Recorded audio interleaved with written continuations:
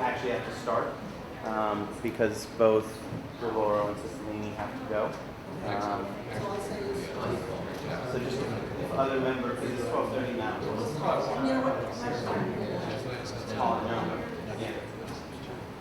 Did you hear that? Anything?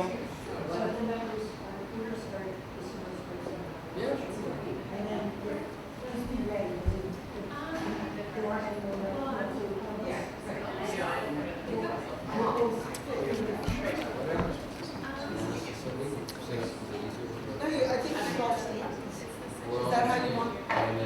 That's what I think you. Pete, audio? Good? Video, good? All right, we're gonna go as soon as Representative DeLauro is here. And we're Representative Cicilline is. It's taped down, but I can. Do you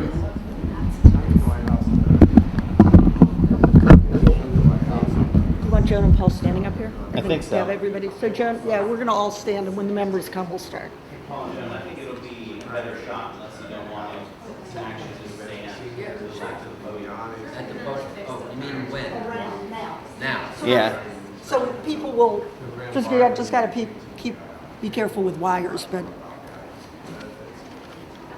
Can I steal the podium for a second? sure. On either side? Or? Yeah, I was thinking maybe you two over Together here. and the members, yeah. And that is I didn't. right over here. Yes. Trip on the wire. That wire is tricky. Pete, good? Audio? Everything's good? We're going to get started right now.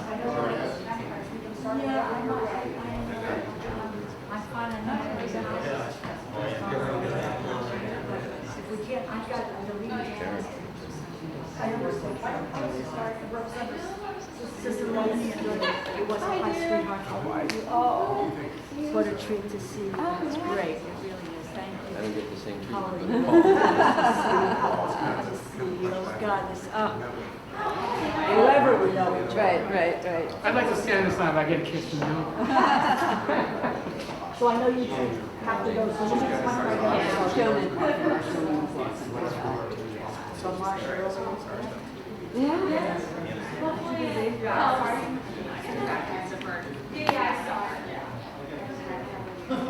Welcome, everyone. Welcome, including those watching on the internet. My name is Nancy Altman. I co-chair the Strengthened Social Security Coalition, which consists of over 320 national and state organizations representing a broad cross-section of the American people: seniors, women, people with disabilities, workers, veterans, people of color, children, and many others. The President will soon be nominating a new Commissioner of Social Security. In anticipation of that, our coalition is releasing a report to guide the transition. We are delighted to be joined by several members of Congress who are true champions of Social Security. Before we hear from them, let me take just a moment to describe the report. The Social Security Administration, which administers both Social Security and the Supplemental Security Income Program, has a challenging job. Every payday, around 158 million workers and their employers contribute to Social Security to ensure their wages against loss in the event of disability, death, or old age. Around 63 million Americans receive benefits each and every month. In fiscal year 2012 alone, 45 million people visited Social Security field offices. 79 million telephone calls were placed to the Social Security helpline. Visits and calls are on track to be more numerous in fiscal year 2013. SSA has a long and proud tradition of delivering first-class service to the American people. Throughout its history, Social Security has always been more efficient than its private sector counterparts. Of every dollar spent, less than a penny goes to administer Social Security. According to the most recent trustees report, it ran a surplus of $69 billion in 2011 and is projected to run a surplus in the year just ended as well as this year. And it has an accumulated reserve of $2.7 trillion. But it is about more than money. People apply for Social Security at moments of vulnerability and stress, when a spouse or parent has died, when a disability becomes so severe and permanent that work is no longer possible, when reaching old age after a lifetime of work. Despite Social Security surpluses and its crucial mission, the agency is being starved. At a time when its workload has grown dramatically, when lines and waiting times are increasing, its budget has been slashed. SSA has lost over 10% of its workforce just since the beginning of 2011 and closed numerous field offices and contact stations. Our report addresses the inadequate funding and staffing, recommending that the new commissioner urge Congress to allow the agency to spend just a tiny part of its surplus to restore the world-class service Americans deserve and have already paid for. The report makes other important recommendations to ensure that all receive the benefits to which they are entitled, and that benefits are determined and paid in a timely manner and as accurately as possible. The report also makes recommendations about strengthening public understanding, and with that, a sense of confidence in the program's future. Finally, the report urges strengthening Social Security through research, as the agency has done historically. In a few minutes, we'll hear from our other members of the coalition who co-chaired the committee that wrote this report. But first, we will hear from a few of the program's strongest champions. Let me start with Representative DeLauro of Connecticut.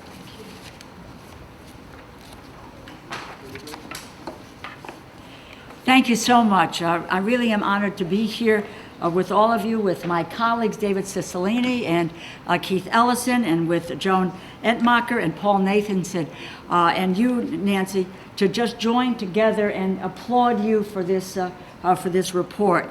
It is strengthening Social Security. This coalition that has put together this report, what you do is you work every single day to stand up for Social Security. And Social Security is the ultimate legislative expression of our nation, of our nation's values and of our national values. Franklin Roosevelt told the Congress in 1935, when the program was first being debated, Social Security is a, quote, return to values lost in the course of our economic development and expansion, end quote. The genius of Social Security is that it ties one generation to another. It ties my 99-year-old mother to me and me to my children. And that is what is the glue that holds this together, which deals with what our moral responsibilities are. It rewards work, and it ensures a decent retirement for those who have worked a lifetime. It reinforces the idea that in America, we do not leave every man or woman to live out their retirement years in destitution. And it provides a safety net for those who can no longer work due to an accident or disability. In short, it is the bedrock of our American system. And as soon as the first check was issued, poverty among the elderly began to drop. Today, 2 out of 3 seniors and 3/4 of senior women rely on Social Security as their primary monthly income. With baby boomers hitting 65, the demand for Social Security is higher than ever. An average of 10,000 men and women per day are now filing for Social Security. All the more reason why I am glad to see today's report at what is a critical moment for Social Security and for the Social Security Administration. It makes important recommendations on how to strengthen the Social Security system for this and for future generations. Improve access, customer service, expediting disability determinations and appeals, enhancing research, funding, staffing. Unfortunately, we have been moving in the wrong direction, as has been pointed out. In recent years, SSA has received considerably less than what would be needed just to keep up with rising costs. What is the result of this? A direct impact on the functioning of the program. It means staff reductions, office closing, longer wait lines, fewer applications processed, and increased backlogs. SSA now also faces a sequester cut, resulting in an additional 3.4%, or $386 million taken from its administrative budget. And because of these cuts, the agency is expected to lose 3,300 employees through attrition by the end of the fiscal year, on top of over 9,200 lost since early 2011. This is almost 15% of the total workforce. As a result, people are waiting far too long for resources they deserve, they earned, and they need in order to get by. The Social Security Administration has been working hard to take advantage of technology in order to cushion some of the effects of these deep funding cuts. But you know, technology can only go so far. As it is, the lethal combination of more work, fewer staff, has stretched the agency to a near breaking point. And the upcoming cuts already passed as part of the Budget Control Act and sequestration push SSA past it. We have a fundamental responsibility to provide our seniors and others with the benefits that they have earned. They earn them in a timely fashion. We have come together to agree on a comprehensive, we have to come together to agree on a comprehensive fix to the sequester cuts. We need to provide SSA with the funding that it needs to do right by our seniors and our workers with disabilities.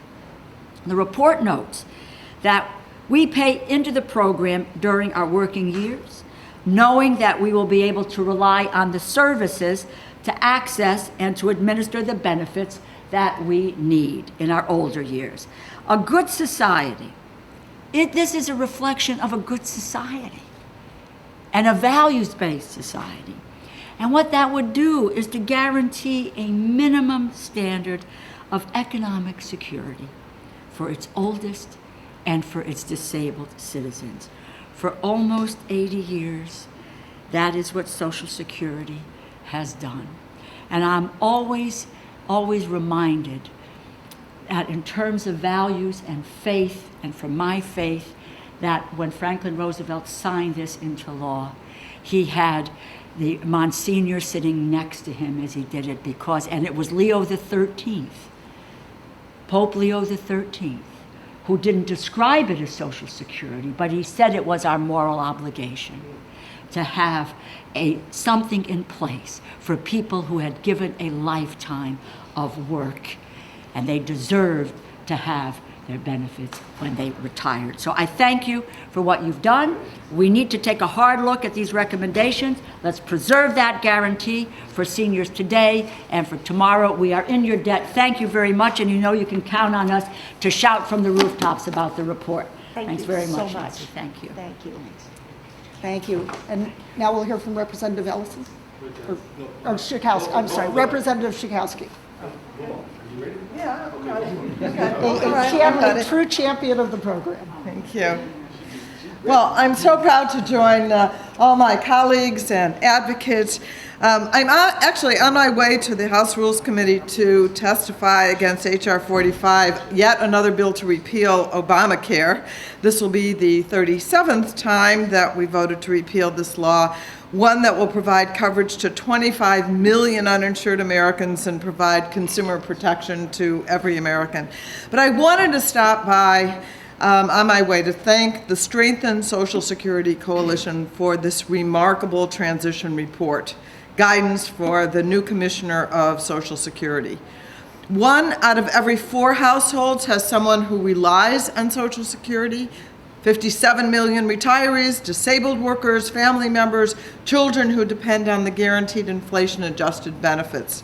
Social Security is beloved and treasured and very, very efficient, but it can be made even better. The transition report provides a thoughtful, concise, and extremely doable set of recommendations for the next Social Security Commissioner.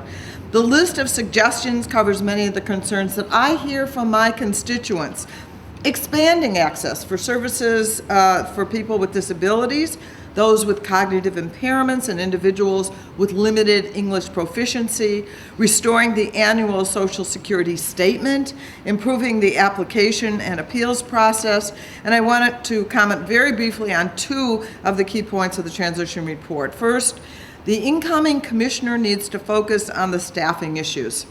Whenever I meet with Social Security Administration federal employees, they have many great ideas about how they can better serve the public. They're excited about their mission, and they want to provide the very highest level of customer service. But they are also struggling with cutbacks in staffing, and sometimes the feeling that they are undervalued and sometimes even ignored. Congress, of course, has a role in making sure that all necessary resources are available, but the next commissioner needs to be aggressive in demonstrating a commitment to the Social Security Administration workforce, along with the recommendations in the report.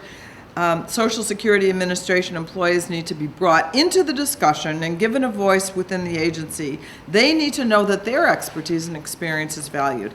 And second, the incoming commissioner and all of us must educate the American people. We don't need to tell anyone about the importance of Social Security. Americans already know that.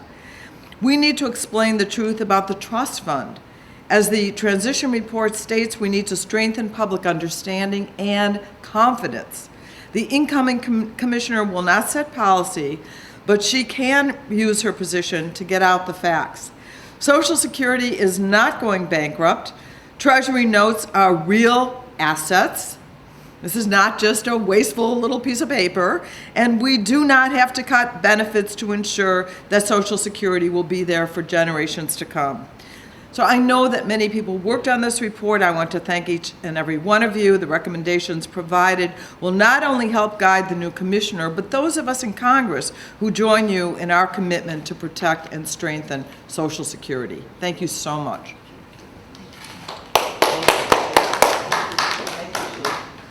So we ought to strengthen Social Security, not weaken it. I mean, what we should do is make it a stronger institution that's well-staffed so that our seniors, people with disabilities, and people on survivor benefits don't have to wait in long lines.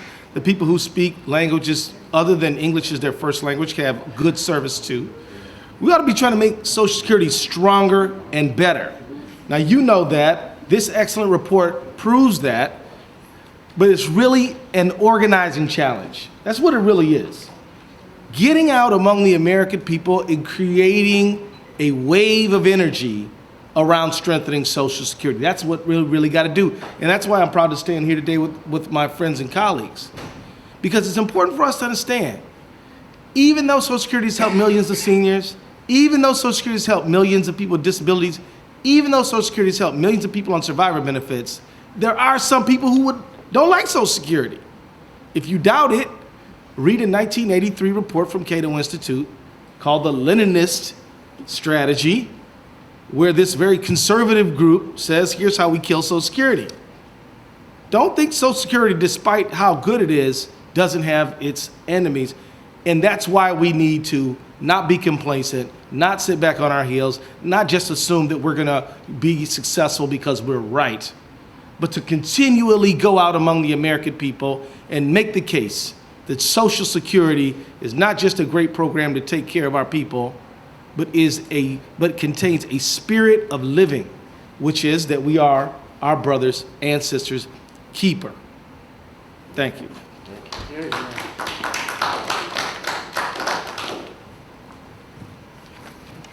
Good afternoon. I'm David Cicilline from the great state of Rhode Island, and thank you, Nancy, for the work that you have done and your incredibly bold leadership of the Strengthened Social Security Coalition. I'm delighted to be here with Congresswoman DeLauro and Congressman Keith Ellison and Congresswoman Jen SCHAKOWSKY, all great champions of Social Security, and also thank JOAN ENTMACHER of the National Women's Law Center and Paul Nathanson of the National Seniors Citizens Law Center for being part of this coalition, and all of the coalition partners for this great report. This transition report for the new Commissioner of Social Security really highlights the work that must be done to strengthen this critical program. As you all know, Social Security was first established more than 75 years ago, and it was established because it reflects our values as a country. If you work hard, you play by the rules, you earn a secure retirement. America's seniors deserve to enjoy their retirement years with dignity and with real economic security. They have earned it. Social Security used to be one leg of a three-legged stool. You'd have your company pension, your savings, and Social Security. But this is changing. More and more seniors are relying on Social Security for most of their retirement income, which means that Social Security is even more important to protecting seniors from having to make the choices between groceries and medications and to ensuring that they can live with dignity. In my home state of Rhode Island, the average annual Social Security benefit is $13,250. And there are some in Congress who think we should cut these already modest benefits. American seniors deserve better. We shouldn't be cutting Social Security benefits. We should be working towards solutions that will provide a sufficient level of income to all of America's seniors so they can afford the basic necessities of life. I'm a proud sponsor of a resolution that now has almost 191 co-sponsors to express the sense of Congress that we oppose reductions in benefits that would be achieved through a changed CPI, a new way to calculate benefits. That would include all the members who are here today are co-sponsors. And I want to thank the Social Security Coalition for the work that you're doing in the preparation of this report that really does outline very pragmatic steps that the next Social Security Commissioner must take to preserve and strengthen Social Security.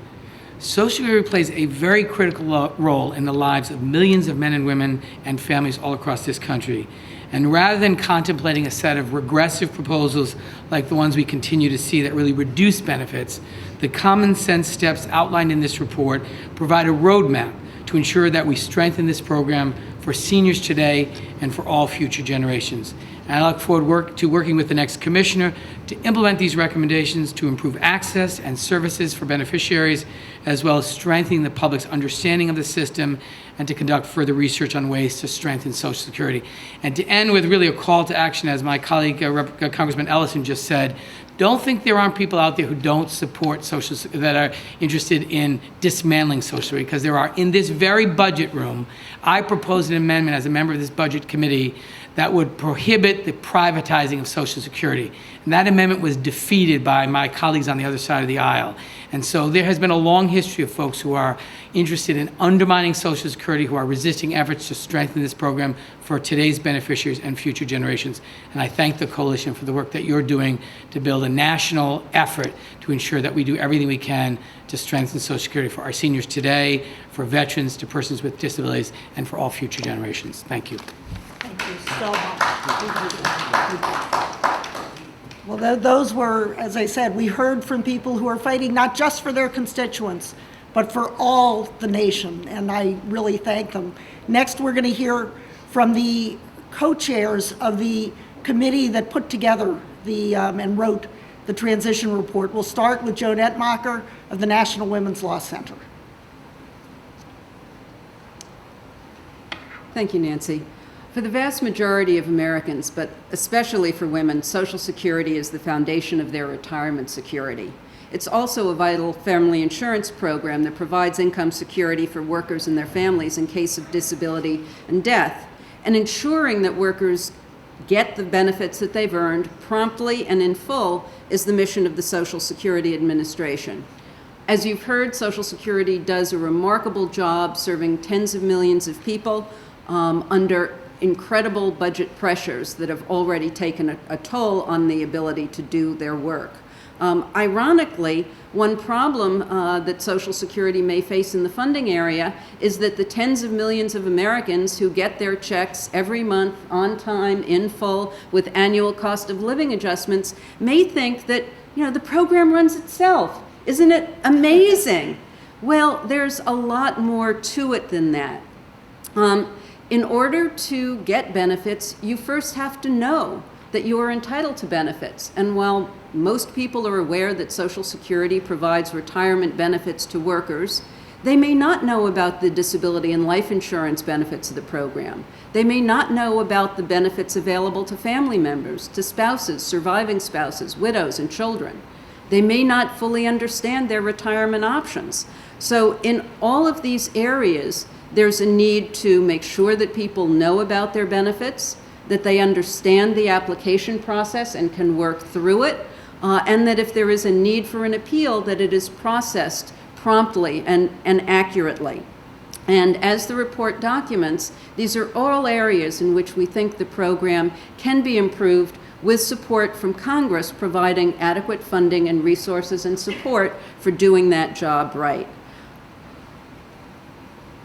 The report makes a number of recommendations for how to increase public awareness of the benefits to which they are entitled. And it starts with restoring the mailing of the annual benefit statement to all workers that was dropped in a budget-saving move. That report not only told workers what they might get when they retired, but also pointed out that they were eligible for disability and life insurance benefits based on what they had earned so far.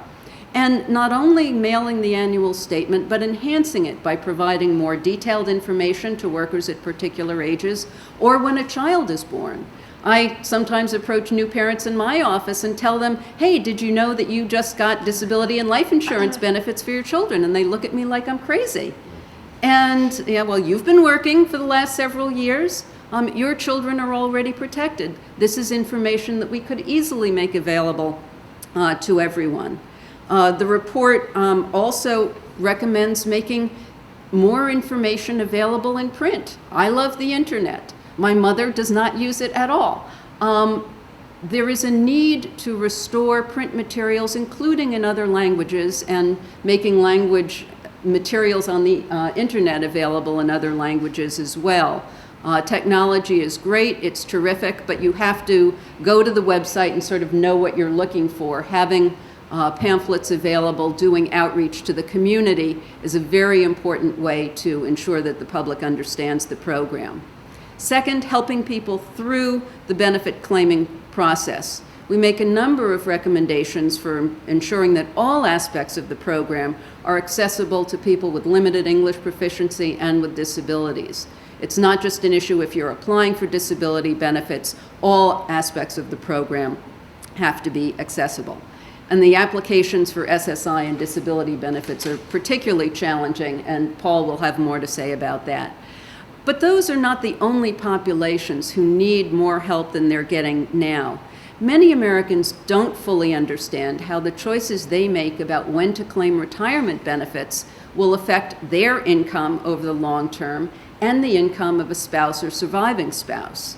These are some of the largest financial decisions that people will make, but in recent years the agency has really emphasized, do it online, it's quick and easy, takes only 15 minutes. This is a huge financial decision, and one of the recommendations we make is to not only ensure that staff have the training to guide people through these important decisions, but are encouraged to provide the expert help that people look for when they go to a Social Security office or call a Social Security employee. Lastly, we have a number of recommendations about the appeals process. Sadly, one of the casualties of the inadequate funding is that progress that had been made in reducing the backlog of disability appeals has been reversed, and we are now starting to see the backlog build up again. So this is a really urgent area for action. And last but not least, we have Paul Nathanson with the National Senior Citizens Law Center. Thank you very much, Nancy and the coalition and everyone else who's worked on this, I think, very important report. The National Senior Citizens Law Center, of which I'm the executive director, was started in 1972 as part of OEO. I don't know how many remember the Office of Economic Opportunity. Our focus is on the poor, the most vulnerable, although we are, and Social Security and the SSI program, Supplemental Security Income Program, are part of our agenda.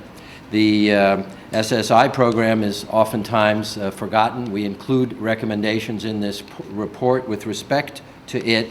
I think it is getting more and more attention. Our office is doing a webinar today on the appeals process, and we have over 850 sign-ons in terms of people, advocates being interested in the program. The statement that I've been making all along, and why I'm particularly pleased and excited about the report, is that it makes the case that you can have a wonderful statute, which the Social Security Act is. And let me say at the outset that I'm certainly, and we are great supporters of the program, which is administered with a very small budget and in basically a wonderful way. But you can have a wonderful program on statute, but if it's not administered, or the appeals aren't set up in an appropriate way, or people do not find out about their benefits, because we live in a claims-based society. People need to go find out about things. We don't automatically tell them. If you don't do those administrative things, if you don't have language access, where in the SSI program over a third of the individuals ask for their interviews to be in a language other than English, if you don't have translators, if you don't have those kinds of resources available, oftentimes the benefits of that wonderful statute don't really reach the street. And that's sort of where our role comes in as advocates, as legal services lawyers who tend to see the clients at that level. We should not have had to sue the Social Security Administration to translate materials for the blind into Braille, and have a fight for years with the Social Security Administration to achieve that. And again, I'm talking about a wonderful program, but a part of which needs to be changed and be more sensitive. The appeals process, in many ways, is deficient. A lot of it, I'm sure, has to do with insufficient funding, but a certain amount also may have to do with training and the importance and the message sent by leadership about due process and about the protections that individuals need. Many years ago, with respect to welfare programs, there was a case called Goldberg versus Kelly, which basically guaranteed the rights to have a hearing while your aid is pending, and it applies also to Social Security SSI. In many instances, those rights now, because of the administrative process, are not honored. So we have some real challenges. Again, a wonderful program, but I'm very excited, and I would be especially happy if the Congress looks at the administration of the program, as good as it is, and hopefully we can improve it. We don't find, for example, that, and this is just recently brought to my attention, that the agency keeps statistics based on race. It would be important, it seems to me, as advocates for the most vulnerable, to understand how the program interacts with various racial components or constituents. So again, I think most of my points have been made already, but I think again, extremely important to recognize you can have a wonderful program on the books, but the measurement of its success should not be that statute or even the court cases. It ought to be, how does it play out on the street? And that's what administration is about, and that's what I think this report addresses, and I'm very pleased to be part of it. Thank you very much. If there are questions, we'll be happy to take them. Let me say that for those in the room, there are hard copies of the report, but for those watching online, there are electronic copies. Just go to strengthensocialsecurity.org, and you'll be able to download an electronic copy of the report. So thank you, everyone, for coming, and seeing no. Oh, go ahead. Can you talk a little bit about your plans for the distribution of the report, how you plan on using it? I understand you're going to be meeting with the commissioner to talk about your recommendations. Are you going to use this in other kinds of activities, lobbying for more appropriations and things like that? Yeah, we think we've got a very valuable resource here, and we've written this report because we think the recommendations need to be implemented. So we are going to try every way that we can. Some of it is through a forum like this. It may be that we can have hearings. There will be a new commissioner. We've got an acting commissioner now. We'll have when the new commissioner is named. But it's not just for the commissioner. It's for members of of Congress and also for the administration. So we plan to distribute copies to every member of Congress, for example. Well, thank you all so much for being here, and please help us make this become a reality.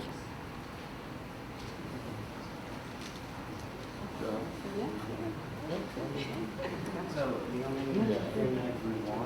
do you want us to stand? Well, but if you want, it's still on. We've got a few people watching. It's not huge numbers, but if you want to, yeah, no. But that's if you want to talk into the live stream, and then we'll also have it as a video, and we can cut it together. So just 30 seconds. Yeah, same place. For those who are on live stream, we've got a few more comments to make. Well, I just want, in response to the question about the use of the report, frankly, I think that it's important to have it be distributed in Congress. But I would hope and would like to work with some national organizations, perhaps to have local hearings. I mean, and we need not necessarily have Congress. My sense is congressmen will come, or congresspeople will come. But if we have some local field activities around this report to make this issue important, my sense is we may get some play back home in certain districts. So that was part of the suggestion I have. And again, speaking as part of the live stream, and I urge others to come who want to speak, but they're really, several of the members mentioned enemies of the program, and that's not hyperbole, that's very real. But there are two ways to undermine a program. One is legislatively, the other is to starve the agency. If people have qualified for benefits but are waiting, I think the wait lines are longer than the Congress recommends for private sector wait lines and call waiting. If you're waiting and waiting and waiting, you're long lines, you can't get into the offices, you try to go online, it just doesn't work. It undermines confidence and support for the program. And it's a wildly successful program because it provides a very basic need, but also because its service has always been first class. Every commissioner from the beginning has really emphasized that, but you can't do it without resources. So if others want to make, I see other experts in the audience, so feel free. We've got a live stream viewers watching. If not, we will conclude. Sarah, come on up. This is Sarah Byrne with the Alliance for Retired Americans. Yeah, because the camera will get you. All right. This is just a question for the panel. We understand that Social Security is exempted from cuts via the sequester. However, the administrative budget is not. Can you talk a bit more about that dynamic and how it may be addressed? Yes. It's important to understand that workers all know they contribute every paycheck to Social Security. It's not just paying for the benefits, for the insurance that they're earning. It also pays for the administration of the program. There, of course, is a limitation on expenditures. You can't spend all 2.7. There has to be some oversight of all the money that's spent.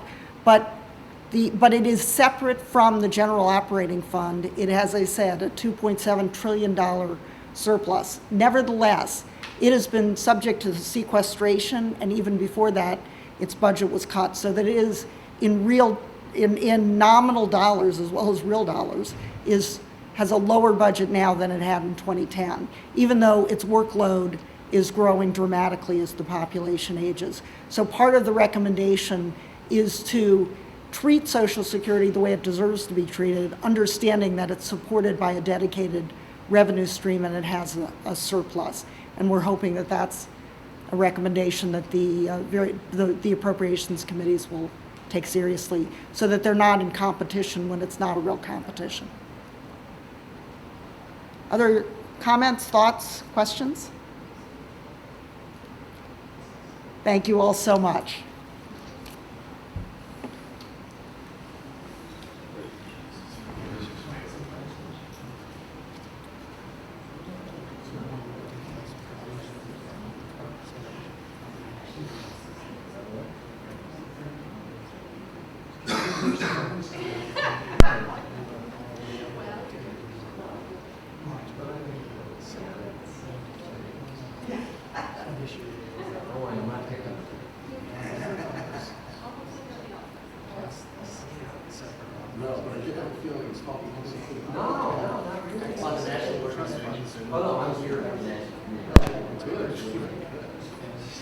Although